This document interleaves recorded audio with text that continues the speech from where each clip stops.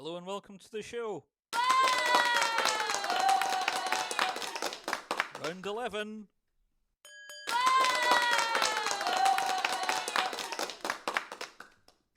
So, how are you all tonight? You good? Well, we've got a great show lined up for you folks tonight.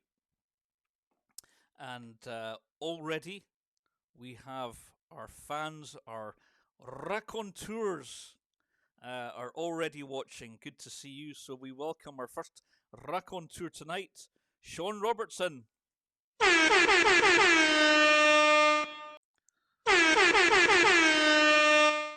Welcome to the show, Sean. I hope you enjoy what's coming up tonight. Yes, on tonight's show, we are talking confidence with Gosia Scarrott. So, if you suffer from lack of confidence or low self esteem, or if you know anyone who suffers from low self esteem, this is the show to watch. And again, folks, if you know anyone that can't watch the show tonight live, it will be recorded to YouTube. So don't worry, all our content, all our shows are all recorded to YouTube as backup, and that's a resource for you. So we welcome our second raconteur tonight, Laura Binney. And we welcome William Ritchie. So Laura of Glass Bullet Media Productions in Fife, and William Ritchie, who's an old friend of mine. And folks, if you're new to the show tonight, we've been going for 11 weeks now, and over those weeks we've built up a gang of followers, of raconteurs who come and say hello.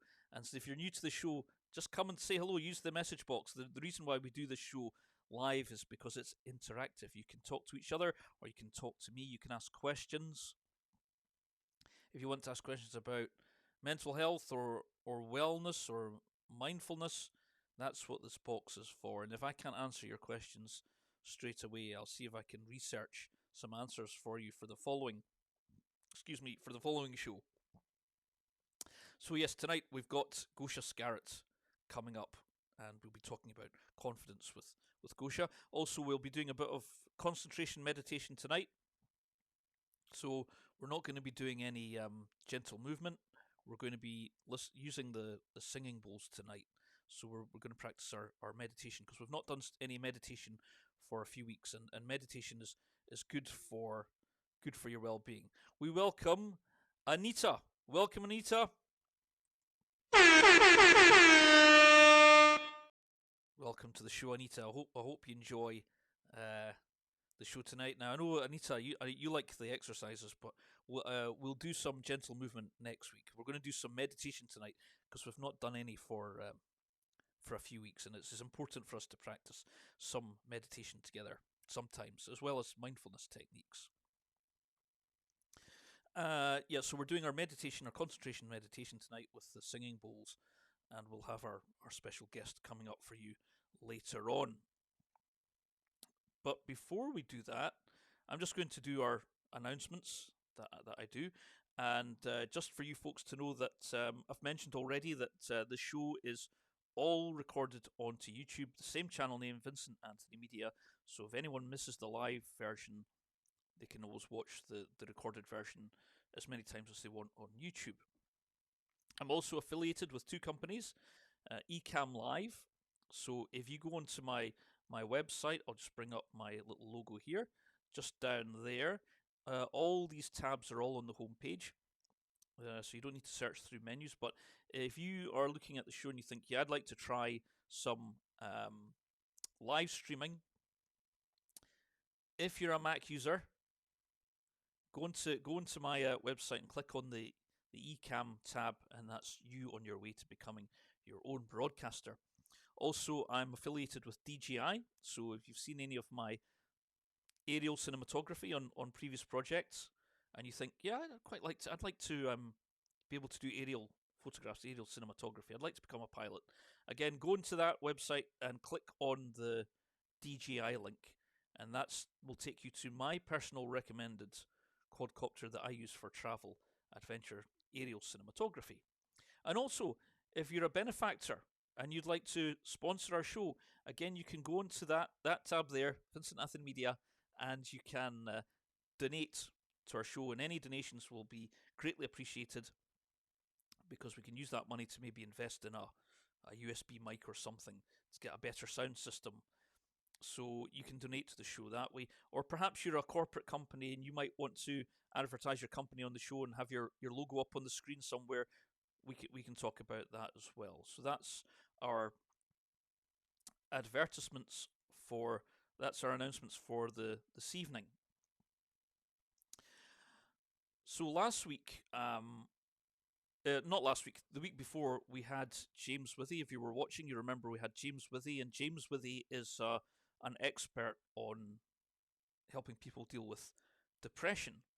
And so for tonight's theory stroke philosophy, I thought I would read a little bit from this amazing little book that I've got, which is the student well-being book, which I got while I was at St Andrews University. And I just came across a couple of little passages that I think are really useful, and I want to read them to you because even if you don't suffer from depression or severe depression, you might know someone that does. So I'm just going to read a little piece on from this book because there are sometimes when you're recovering from severe anxiety or severe depression or severe stress, you have to do things in little chunks to get back on the road to recovery. You have to do just little things at first, rather than say, "Oh, I must suddenly get my life back together again. I can't wait to recover. I've got to get back to work tomorrow morning." No, you start by doing little things and seeing the benefit of those little things, and then gradually build up your techniques to get onto the road to recovery. So this one, I found this paragraph about attending a charity cake fete, okay? And the paragraph itself is entitled Help Others. So I'm just going to read it to you because it's not long, it's just a couple of paragraphs. So I'm going to read this one. It says, "In the same way that nurturing a pet can help you feel better, helping others directly can also be beneficial. When you're very depressed, it can feel almost impossible, but you might just start by being in the room. Okay, being in the room. For example, literally being present at a charity event, cake event, or book sale. Supporting a friend, doing a 5 kilometre run for a favourite charity, and so on. And then you might feel like doing something yourself. For example, working a couple of hours in a charity shop. Longer term activities where you help others, for example, helping children to learn to read or collecting funds for third sector organisations, can really give purpose to your life and make you feel good about yourself. And you meet new people. So the main point there that I picked up was that if you've got severe anxiety or depression and you feel you can't do anything, even just going to a charity cake event and just being there is enough. Now, I know during lockdown, maybe it's not applicable right now, but lockdown's not going to last forever. Okay, nothing in this world lasts forever. So there will come a time where events will start up again. And I've also wanted to read to you another short paragraph on the subject of sleep, because when you've got severe anxiety or depression, your sleep patterns are probably going to be affected. Sometimes it can be just you suddenly start waking up at 4:30 in the morning every morning, and you think this isn't right. Why am I awake at 4:30? I shouldn't be getting up for another few hours yet. So suddenly getting up really early in the morning, it can be a sign confirming that anxiety, stroke, depression is a problem for you. So let's just read this little paragraph on sleep. Sleep must be one of the most underrated activities that humans can do to heal themselves. I'm just going to read that again. This is a really important sentence. Sleep, because people think if you sleep too much, you're just a lazy human being. No, Sleep must be one of the most underrated activities that humans can do to heal themselves. The importance of sleep as a process and how we miss it and mess with it at our own peril needs to be emphasized. There are some basic sleep rules to help us get the most out of this therapeutic pastime. So even if you do nothing else, trying to get your sleep back on track will be beneficial. I'm just going to repeat that because this is another important thing she says. So even if you do nothing else, trying to get your sleep back on track will be beneficial. Okay, if you're suffering from extreme anxiety or depression. So she's given us some sleeping rules. And she says, try to go to bed and get up at the same time every day, Monday to Sunday. I wished I could. I wished I could do that. Try to be asleep when it's dark and awake when it's light, although within reason. For example, 10:30 at night, go to bed at 10:30 at night and get up at 8:30 in the morning, without trying to sleep during the day or staying up all night to work. Stop all work and turn off all screens an hour before bedtime. That's a good idea. I wished I could stick to that rule. Spend that hour winding down, chatting with a friend, listening to quiet music, having a bath, reading quietly, or watching TV. Nothing too scary or exciting. Brackets.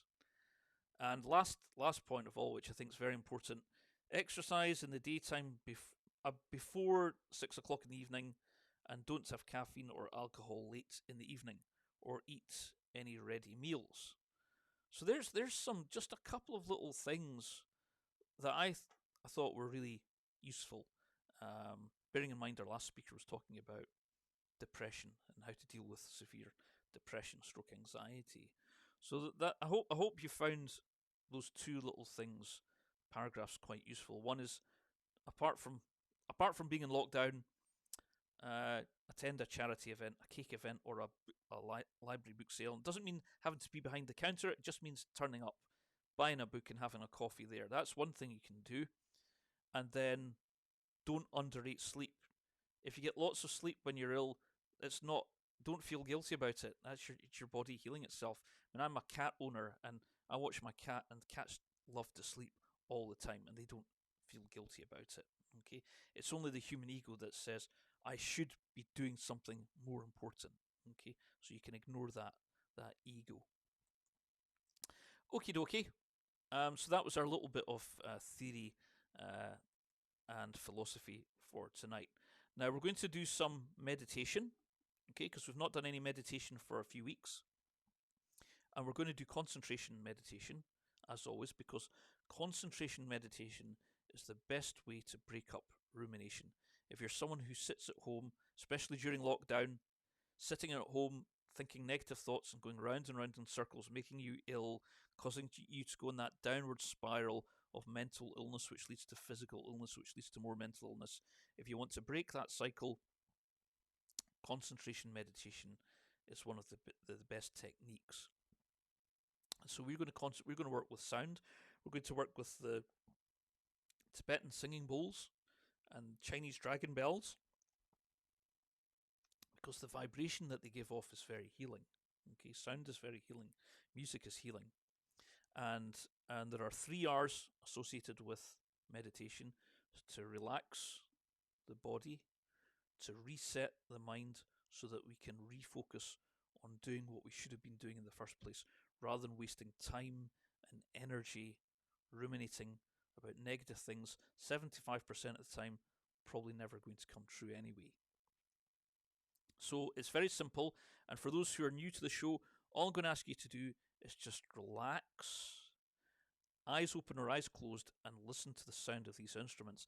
And every time a thought starts to creep in, come back to the sound, because when you're doing that, you're actually exercising parts of the brain. You're building muscle in the brain. Your brain is just as much a muscle as any other part of your body. If you use it, it grows. If you don't, it shrinks and starts to turn to water.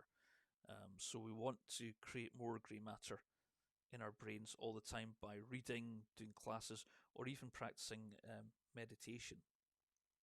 Okay, so we want you to relax your body and calm your mind. So if you're ready, we're going to run VT and just see if you can focus on the sounds as much as possible and see how you get on. It's about 10 minutes or so. So run VT.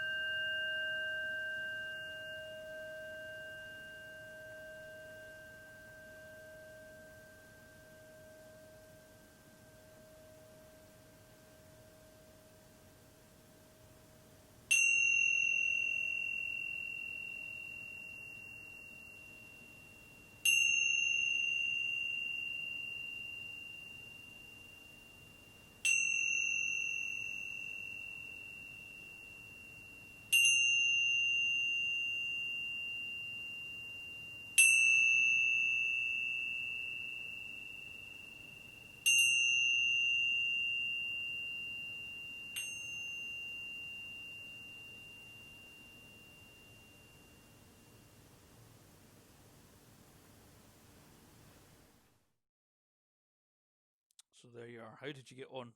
Did you find it easy to focus on the music, or difficult, or did you have thoughts coming in? That's concentration meditation. It's a really good practice. So, since our meditation, we welcome two more raconteurs to the show, Haley Pender and Alex Miller.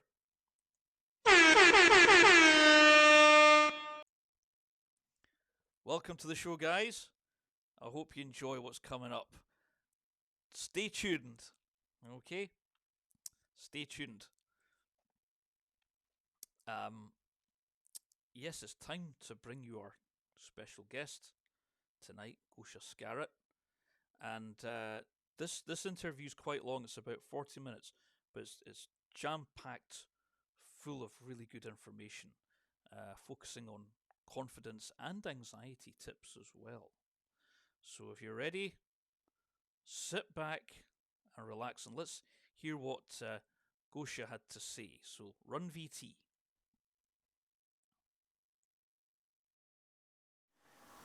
And today we welcome Gosia Scarrott, who is a confidence coach. Welcome to the show, Gosia.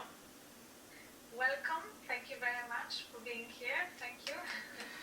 Now, first of all, I'm going to ask Gosia about her work, what she does. Can you tell us a bit about your company, Gosia? What do you do?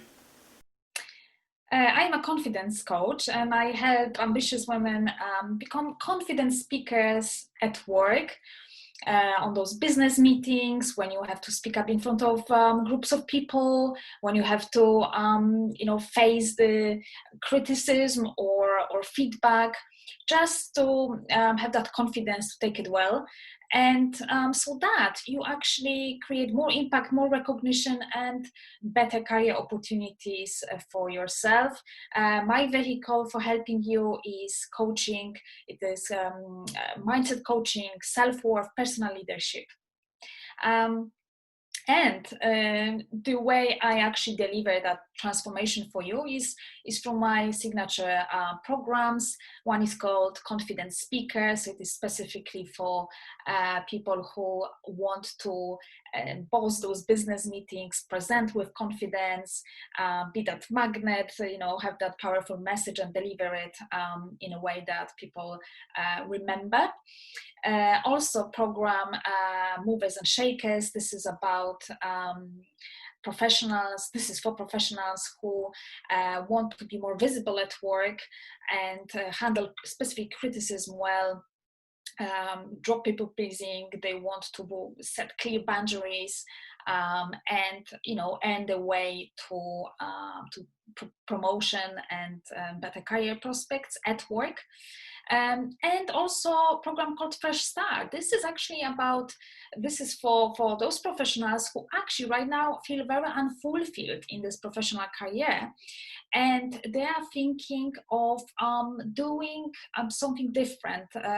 This could be setting up new business, passion project, but they have no clarity what that is, and they also lack that confidence in believing in their ideas. I help them not only get clear on what their sweet spot is, but also grow that confidence and courage to create those ideas and then put them into reality through effective goal mapping, and so that they leave that job and find a new job, basically through getting clear on that business idea. Yeah. So practically that's the scope of how I help people. But Gosia also has another service called Camera Coach. Can you tell us about that? Yes, this is part of the program called Confident Speaker. So, of course, especially now, we all speak not only in public, but in front of online audience. And very often people find it's difficult to to present with confidence on camera, as we say. So here I help people overcome that fear of judgment, rejection, kind of embarrassment, and having that confidence in delivering that message. So from mindset, from the inside out.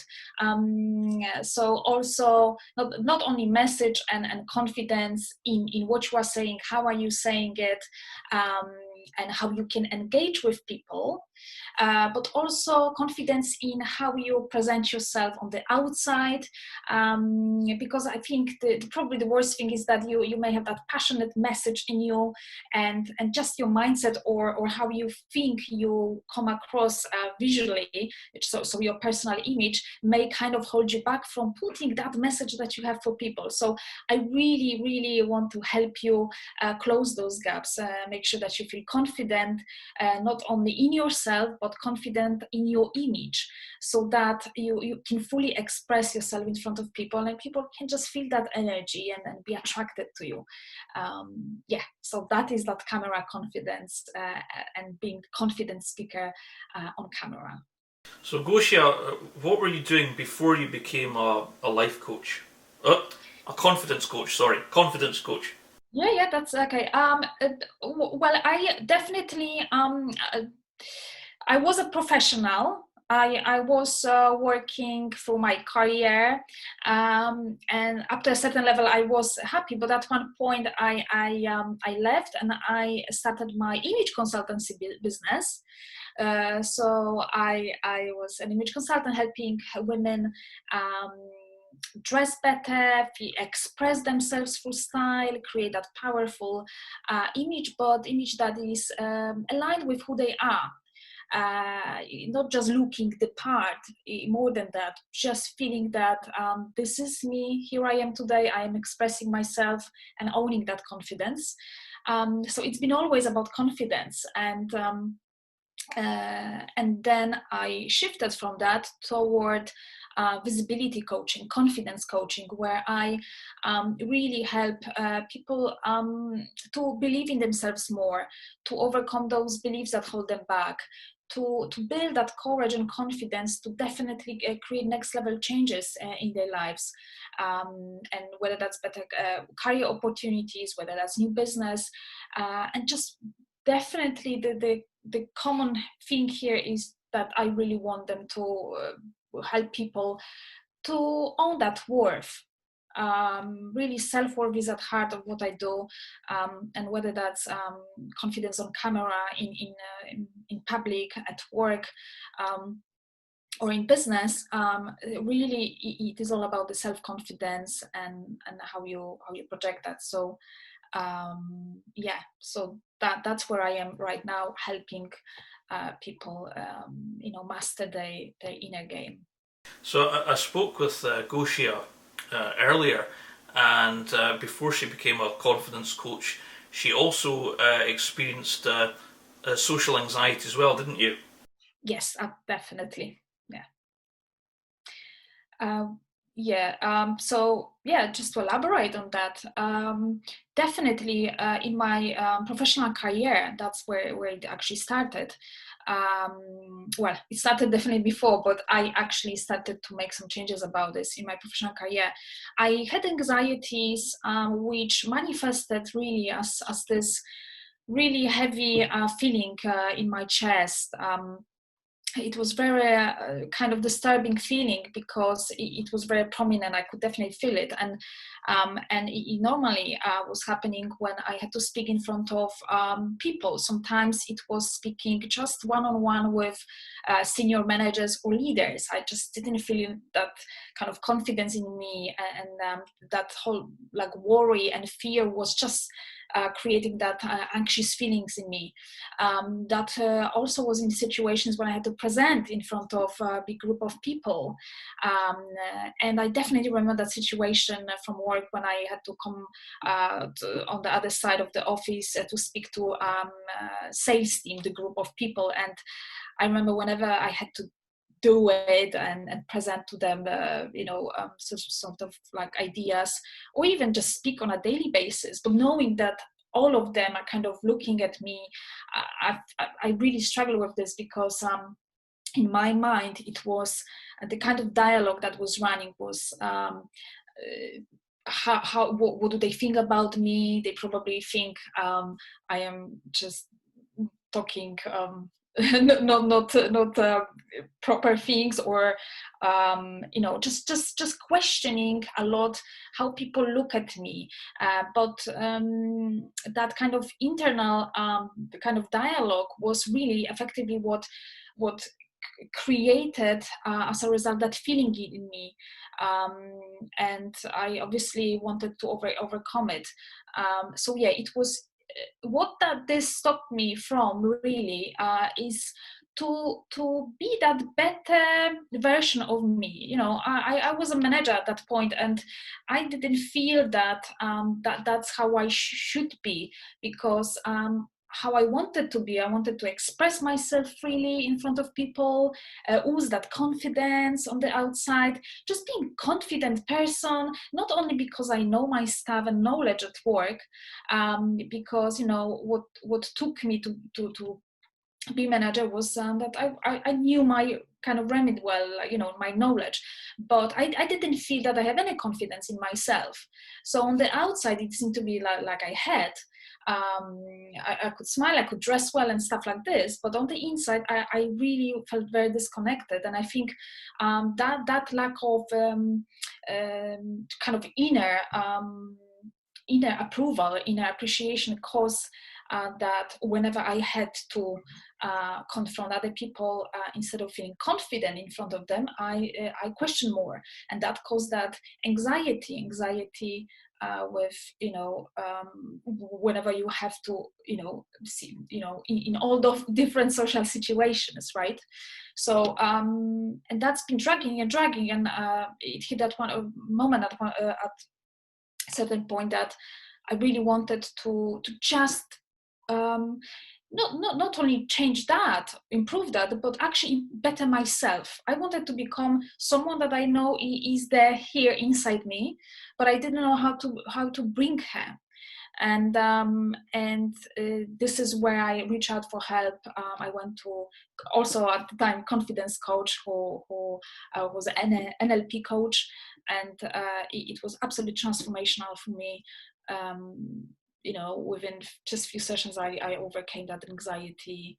I grew my confidence. I connected to my self-worth. I shifted perception threefold. I just felt that I brought that person that was always there, but just fear was holding her back. That inspired me so much that I just felt that I want to help other people with this, because knowing what's on the other side, and knowing that many people don't experience what can be on the other side, is something that bothers me in the world. Yeah, to see so many people, hiding their best selves because of anxiety and fear. I really would like to be that vessel for them to overcome that and live in a different way, and be more happy about themselves, more confident, and do what they want to do in life. Yeah, so I could definitely talk about this, but it just is lovely to share that. And So, Gosia, can you just tell us about the kinds of problems that clients come to you with? Kind of problems, mainly it is all about fear. So fear of rejection, fear of judgment. So the problem is that, well, on the outside, the problem is that they want to, their role require, for example, that they need to speak more to different people and different social situations. Yes, and they don't feel confident.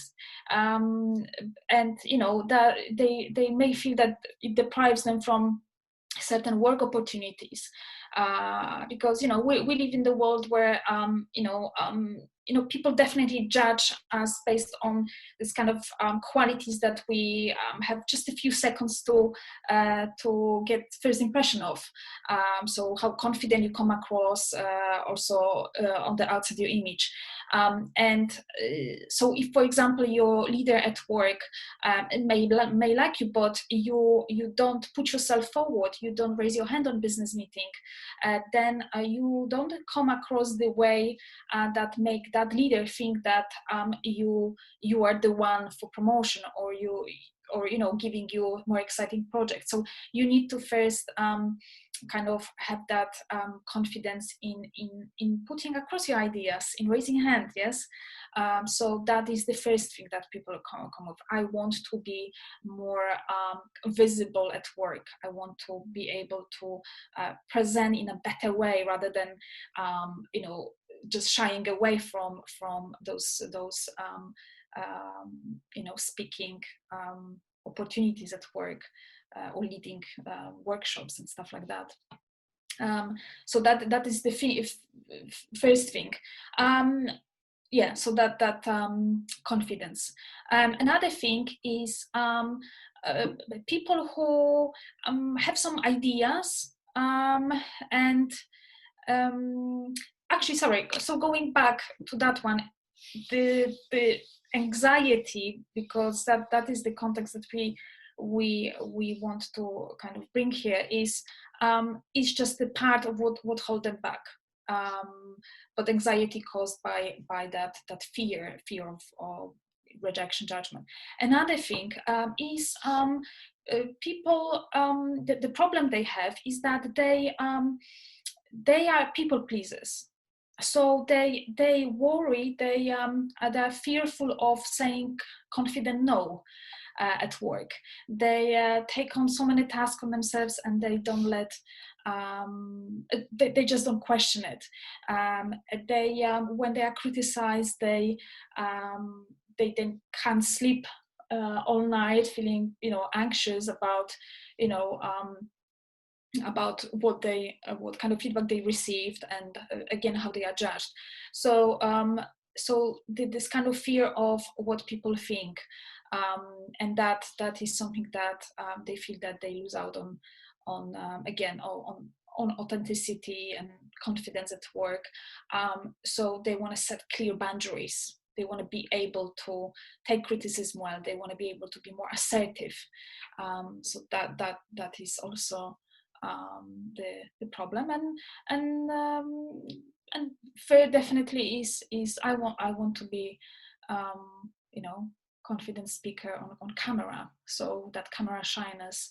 So people are very surprisingly confident in a could be confident in public kind of situations, but when it comes to pressing that Facebook Live or posting it or this video on YouTube, they just don't like that, because that this is an online audience, and they don't really know how to engage with online audience, how to speak to camera lens, because it's not a human, and they really worry about about how they come across. So it is practically everything that I said before. It really is about it stems to this kind of key fear, social fears, which is fear of judgment, fear of rejection, fear of embarrassment, shame, fear of humiliation.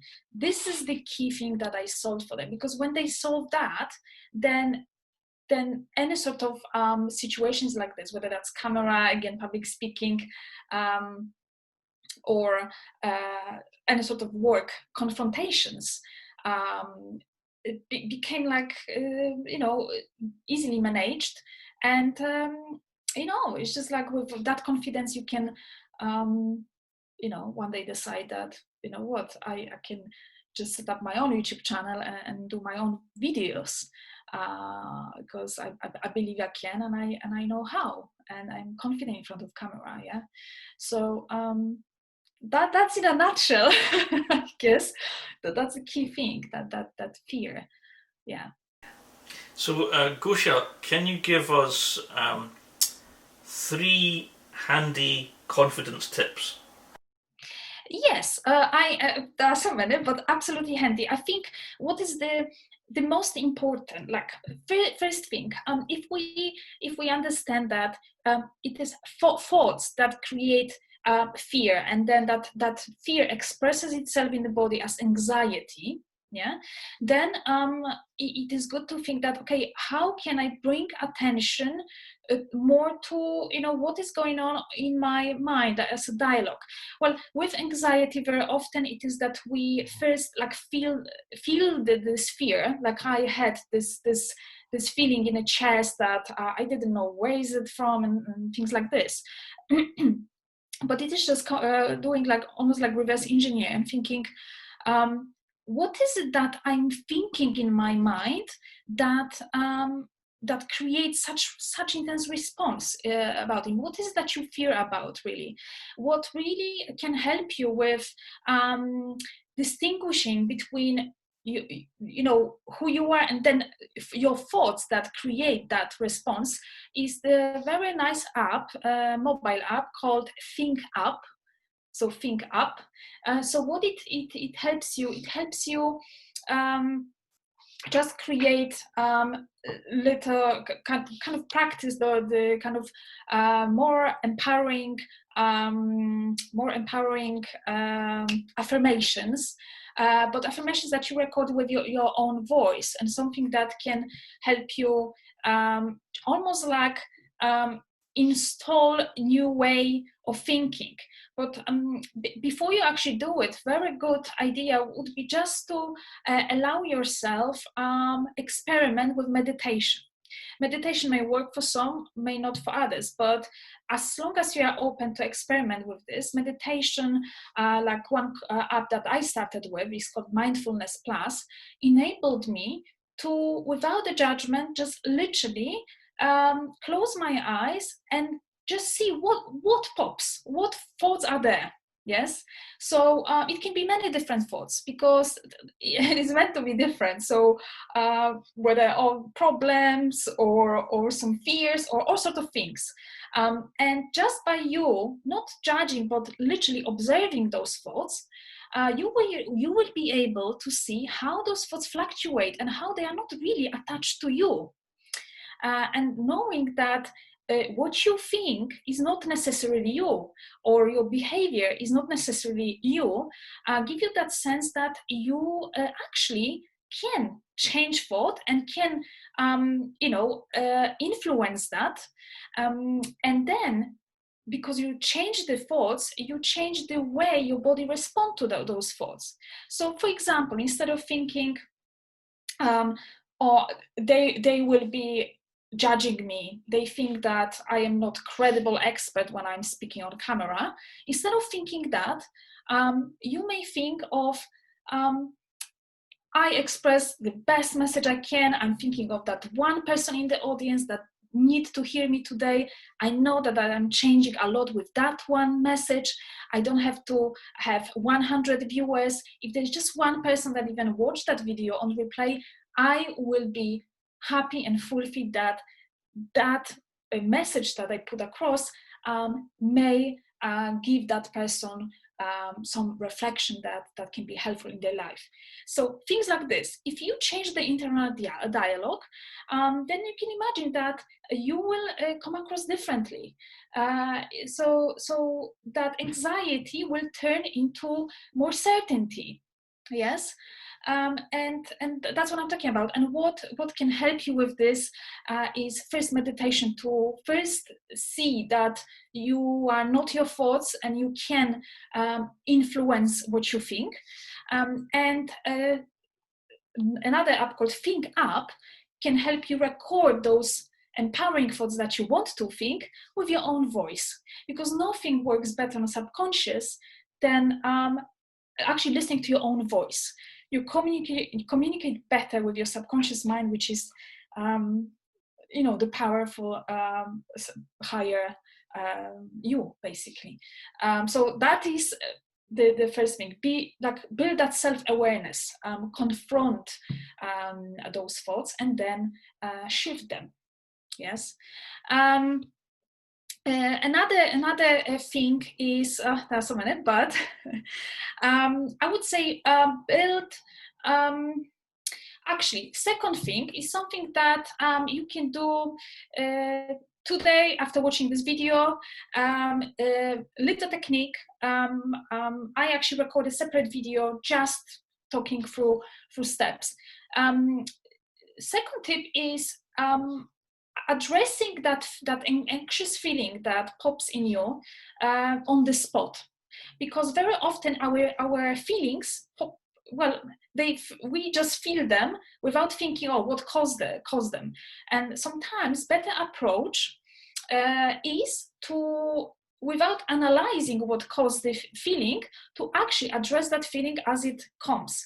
And when you feel that anxious feelings, what you can do, the simple steps, especially when you have a moment in your own space, is to close your eyes and really, rather than numbing that feeling and trying to watch Netflix or eat ice cream or whatever else you want to do, instead of that, just for a change, confront that, give it attention, just simply look at this. So you can close your eyes, and however painful and uncomfortable that may be feeling in the chest or throat or wherever it is that feeling is, because it certainly will have certain location in your body, just look at this, just feel it, feel into it, and even go further, feel into the most intense part of it, as if it was that eye of the storm, the central point of that feeling, and give it attention, okay? But without trying to fix it, just be with it. And then try to send to that place some form of kind of love. So what I'm saying is that some people envision love as maybe stream of light, or as a warm fuzzy feeling, or as certain color. Whatever that love whatever your subconscious tells you that, oh, that's how I see it, send that kind of metaphorical stream of love toward this most intense, painful, anxious feelings in you, and just that little kind of hypnosis, I would call it, that you do with just for yourself.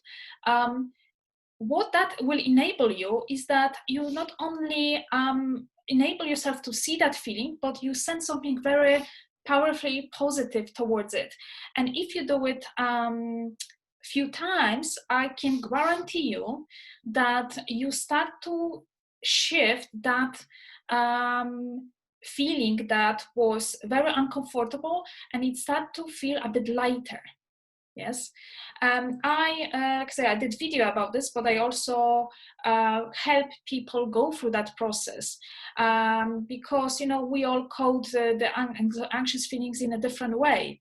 For some people, it can be the kind of questions that you also can ask yourself is that, if that anxious feeling was a shape or color, what would that be?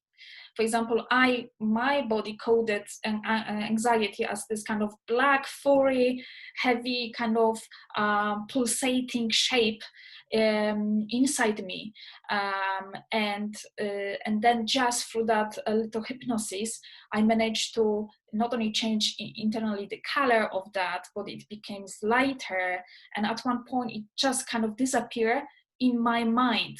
And I remember that day that after having that session, I came to work and I couldn't believe that I don't feel anything. I had to come to people, to my sales team, to talk to them, and I was just shocked, because there wasn't the feeling that I had. It was just light. It was neutral.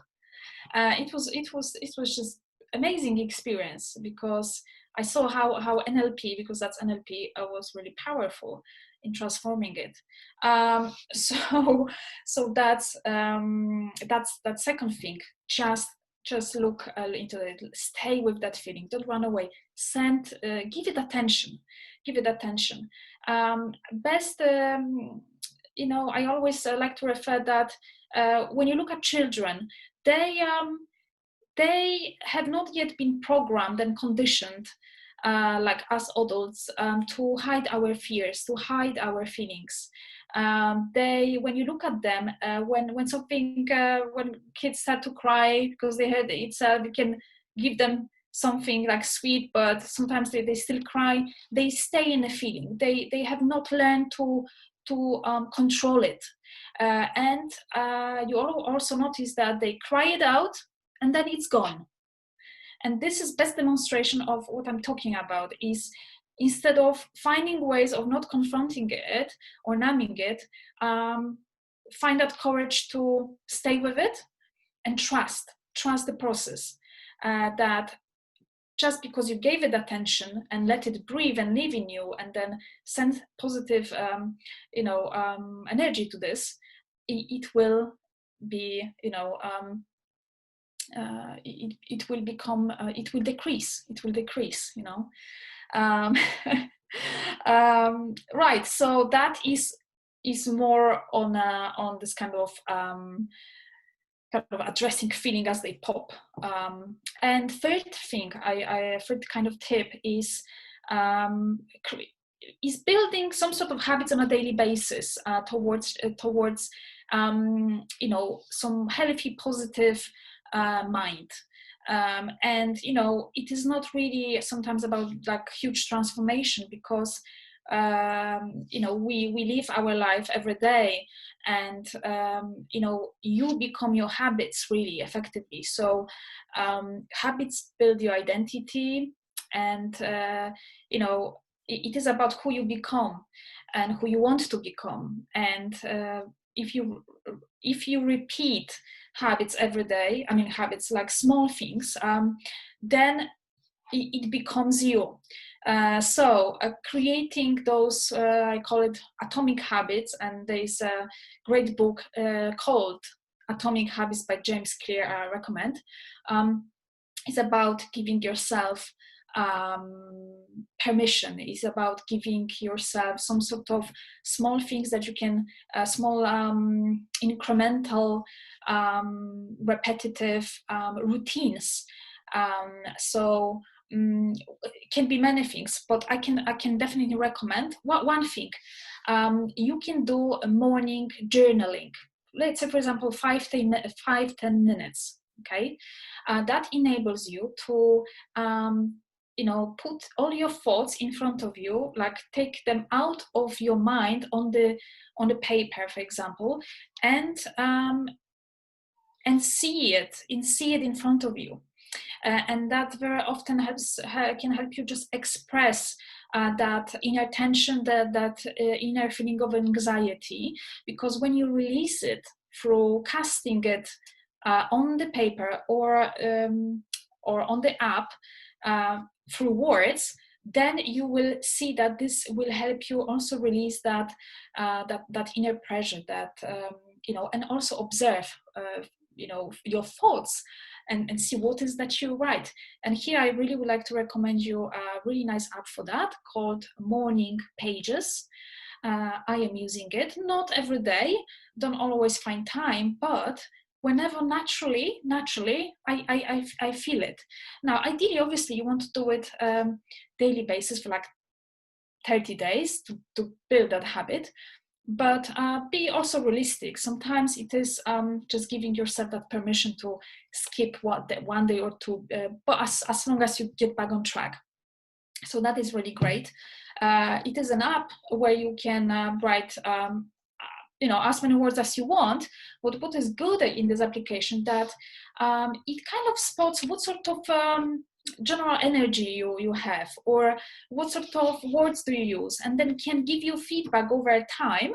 For example, how your mood, how your feelings have changed in a month, for example. And that is great insight for you as well, just to see yourself and where you are.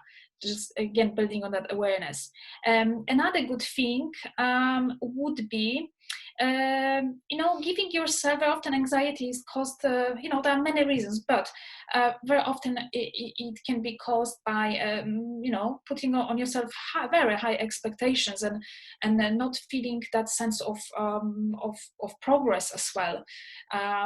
So you may be trying hard, but you don't feel that sense of progress, and that also will enable you. The app, another app, well, I don't have actually app, but little habit is just at the end of each day, think of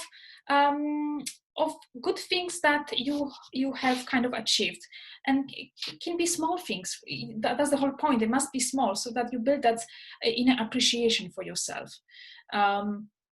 So yeah, and I think that is what I, for example, use. I just printed for myself like little sort of like schedule, like that habit tracker, and you can just list nice habits that you want to create and then tick every day. So for example, it can be meditation habit. I'm listening to really nice kind of abundance meditation right now. And then you just have sense of progress by ticking every day, and it's a lovely feeling, because you see that, oh, you do something towards cultivating that positive mind and that inner strength. Also can be progress journaling. So it is just, for example, 5 p.m. Every day, you set the time, and you literally just write, okay, what went well today? And if you train your brain to see those things, and you see that progress, then it is just so transformational, because you build your new identity, that person who is who is just creating better version of you. Again, it can be obviously exercise. We're talking a lot about mind, but it can be, if you like exercise, it's just identifying what is that you really like as well. What works for you. If you find really exercise just amazing for how you feel, yeah, do it, and make sure that you see that progress. So because we very often we do so much, but very often we don't give ourselves credit. We don't because we don't see progress, or we don't monitor that. But just giving yourself that idea of tracking your habits this way is brilliant. It can be anything. Just drink glass of water. That's also on my list. I have actually a separate one downstairs, stick on my fridge. And every time I wake up, I go first thing, glass of water, and I'm like, that's my next day of habit done. Yes, because I decided that's the how I want to, who I want to create. Yes, and I feel much better. Yeah, hydrated. Just feeling better, because it really is about mind, body, soul. It is really doing this. I definitely have more tips, but yeah, those key ones. So if I can summarize, first one was about creating meditation, confronting thoughts. So confront those thoughts, meditate, and then create different internal dialogue. So, Gosia, I've actually got an extra question that I want to ask you, if that's okay. Do you find that meditation and mindfulness are becoming more a part of your coaching work? No, this is just a tool. So as a coach, I am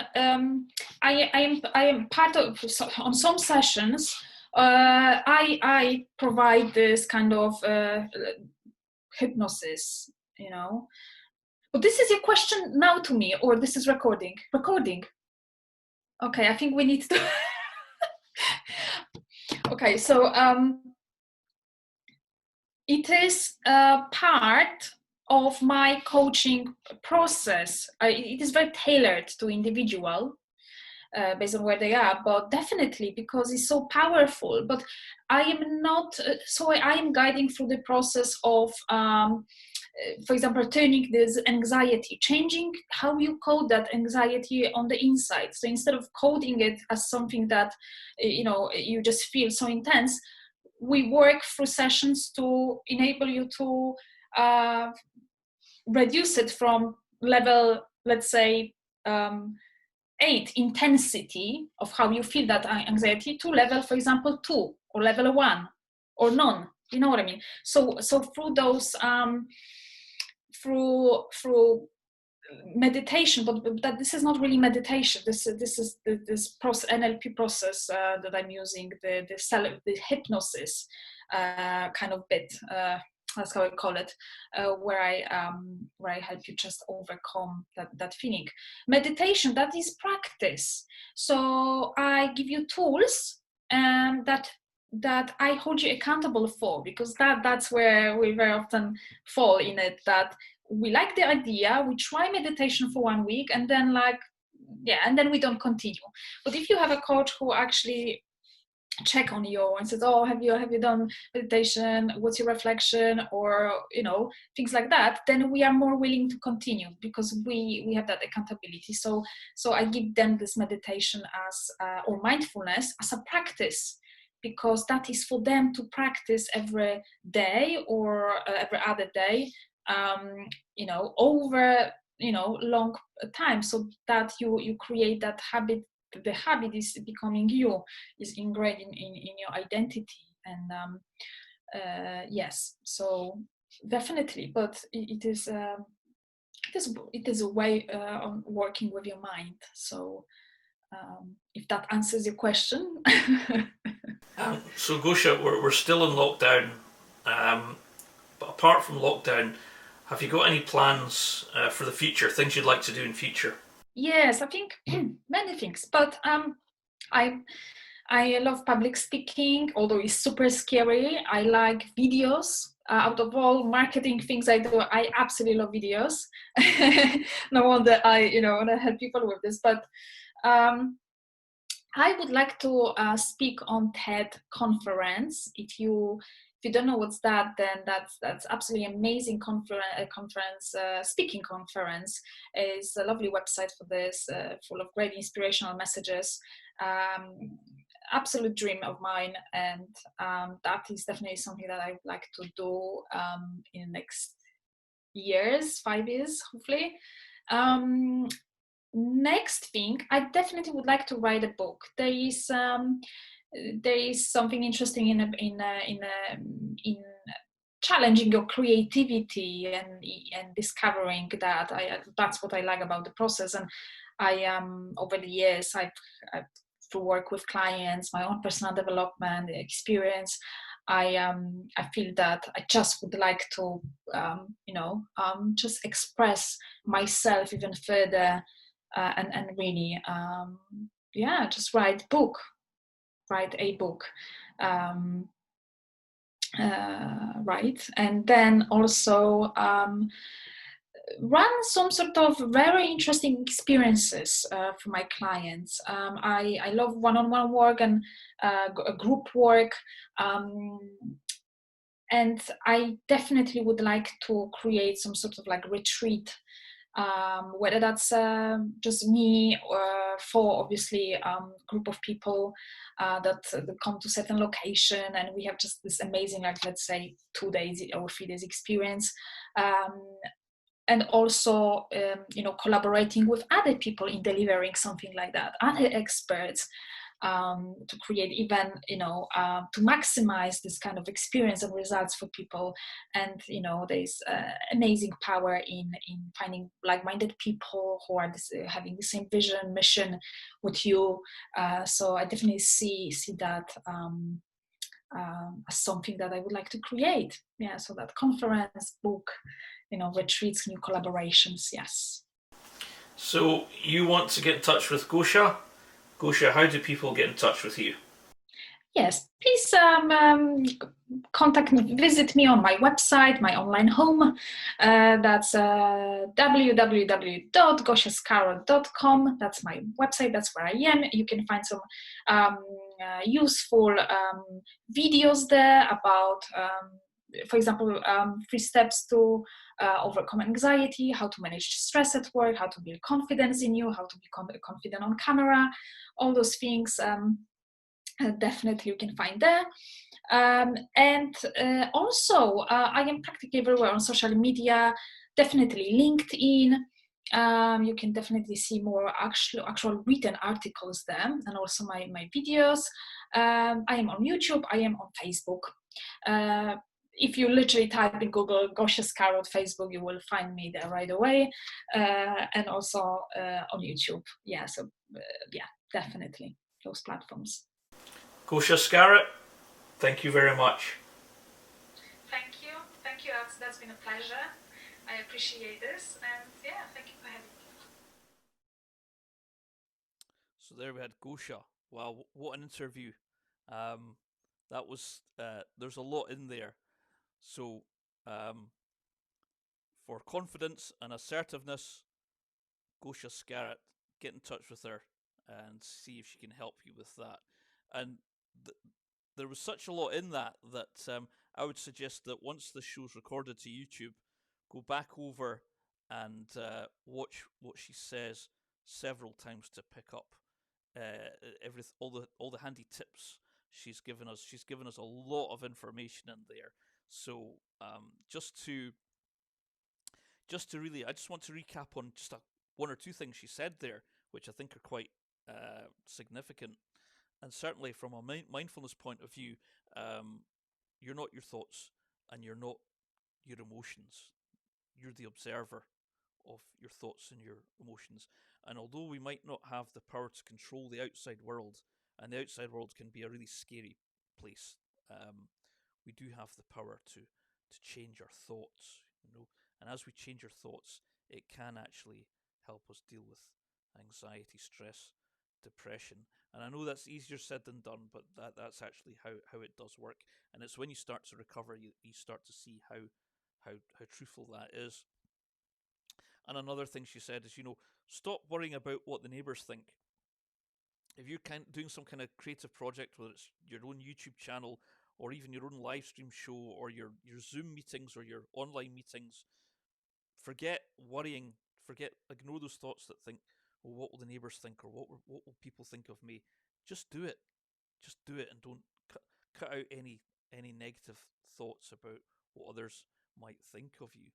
So that was an amazing resource there. And so we're coming to the end of the show now, and since Gosia started talking, we've had Alex Miller has joined us and Haley Pender as well. So good to see you guys. I hope you can stay till the end of the show, and we're actually coming up for the final sprint finish of the show tonight. So I would like to recommend something to you, and because a lot of people are still in lockdown, still locked in your houses, you need things to do, positive things to do, and I always say, watch inspirational movies or TV programs to help lift your spirits. So I'm just going to dial in this image here. I'm going to recommend that you watch the film A Beautiful Mind, starring Russell Crowe, who plays the mathematician um, John Nash, who's based at Princeton University, and through his research, he wins a Nobel Prize for his mathematical breakthrough in his research and his theories. But throughout his life, he's struggling with severe schizophrenia. And at first, he doesn't know he has schizophrenia. And then eventually, he has to accept what he is. And in the movie, he kind of loses his job as a teacher. And while he's recovering, he goes back to the headmaster of Princeton and says, "Would it be okay if I could spend my lunch times in the university library just to be somewhere where I feel that I belong?" And so he goes in there year after year and brings his sandwiches in, and eventually he starts kind of unofficially teaching students and helping students with their maths, and that's his way of coping with severe schizophrenia, and it's a really inspiring, sad story. But the point is, it's about the human spirit triumphing over oppression, whether that's oppression from outside forces or even oppression from our own inner demons as well. It's a really good film. I recommend that you watch that film during lockdown because it really is an uplifting, true story of John Nash. So we've come to the end of the show. All that remains for me to do is to thank our speaker tonight, Gosia Scarrott, and also our raconteurs who joined us tonight. We had Sean Robertson, Laura Binney, William Ritchie, Haley Pender, Anita. We had Alex Miller.